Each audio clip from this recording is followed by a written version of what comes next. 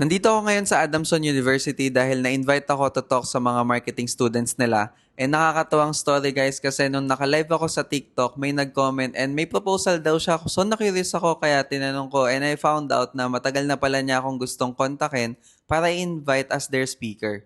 So nakaupo lang ako dito sa likod while waiting for the first speaker to end. Chine-check ko lang din yung mga slides ko kung okay ba lahat. Tapos may mga questions lang din ako sa person in charge para mas maging smooth yung talk ko. So ito na nga, tinawag na ako sa harap and sobrang excited ko dito guys because naalala ko yung sarili ko sa kanila when I was starting my business at the age of 19. Sobrang hirap that time to gain knowledge paano mag-start ng business. So in my small ways, I want to help and inspire them na kaya din nila lalo sa generation ngayon. So bukod sa mga tips and advices on how they start their business, I also shared my story kasi doon sila mas makaka-relate. And again, salamat sa Adamson University for the warm welcome. Sana kahit papano na-inspire ko kayo.